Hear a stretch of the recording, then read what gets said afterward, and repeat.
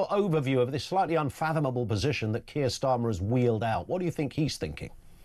Well, there's a few contradictory positions. Thanks, Ian, for having me on again. The first point is that he says we need a two-state solution, but then he says we will recognize Palestine in September only on the condition that Israel stops its campaign of starvation in Gaza.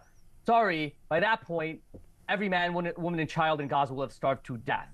The second contradiction is that, along with David Lammy and Emily Thornberry, in the beginning of this campaign of Israel against Gaza, repeatedly affirmed the right of Israel to cut off food and electricity. He said it's their right.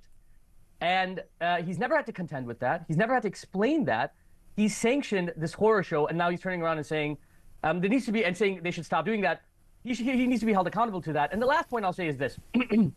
Ultimately, the recognition of Palestine means nothing when the people of Palestine are being consciously and deliberately killed in their hundreds of thousands and being systematically starved in their millions by Israel. I mean, the remaining people, some estimates, The Lancet says that it's actually not 2.2 million people. There's only 1.8 million people remaining in Gaza because Britain, under Starmer, continues to give Israel diplomatic cover, refuses to expel the ambassador. We continue to train Israeli forces. We run reconnaissance missions over Gaza on behalf of Israel, and we provide military equipment, including parts of the F-35, which is used over Gaza to commit daily atrocities, including dropping 2,000 bombs that incinerate everything, every man, woman, and child within a 100-meter radius. So I'll just say that it's symbolic. It means nothing. There's actually material actions they could do, and they're not doing it. They're continuing to fuel. Okay, and we recognise, though, Ashok, that this could be over if Hamas release those hostages and those bodies. But the reason why that doesn't stand up to scrutiny is because there was a deal to release the Israeli hostages and the Palestinian, 10,000 Palestinian detainees, 2,000 of them without charge that are held in Israeli prisons, many of them children.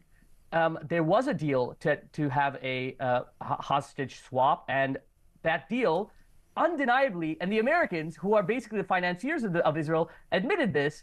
Israel broke that ceasefire. There was a deal to trade the hostages, but Israel, because of the coalition government that exists in Israel, they saw this as the perfect opportunity to actually annex and destroy Gaza and expel the inhabitants of Gaza, the Palestinians who inhabit Gaza. So they didn't want to actually have the hostage deal follow through. This isn't some... That is still their position. Their position is the same now, though. Release the hostages and the war stops. It's then why did they break the ceasefire?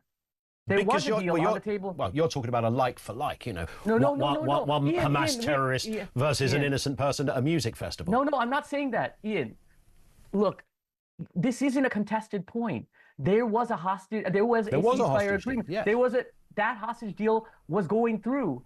Israel broke it. So the idea that all they have to do is release the hostages and the war ends, that deal was broken. Well, by they broke Israel. the deal because Hamas were not playing ball on the deal, is their position. But nobody maintains that position. Not even the Americans. Well, the Israelis maintain that position. Netanyahu maintains that position. Israel is the only country. Which other country? Well, it is the country that's involved, right? That is their position. Return the hostages, the war stops. They still have that position. I know, but they broke that hostage deal precisely because that is a bait and switch. It's fantasy. The idea that release the hostages and we'll stop systematically murdering and destroying Gaza. You can't believe that. Even look, you just finished an interview right before now with the foreign minister envoy from Israel, and it was so softball. And you could have asked them, why is it that you broke the ceasefire deal? You didn't ask them. Because that is singing from the same hymn sheet. It was incredible. It was incredible. I've never seen anything like it. Because you were like finishing each other's sentences. You could have asked them that. Why didn't you ask them? Because we were pursuing a different line in the interview, and I wanted to get to speaking to you. Otherwise, we'd have had 30 seconds with you, Ashok, and that would be an injustice for anybody. That would be an injustice. You're right. Listen, absolutely right. Listen, on that point, no conspiracy. We have to finish. Ashok Kumar, Associate Professor, Birkbeck University.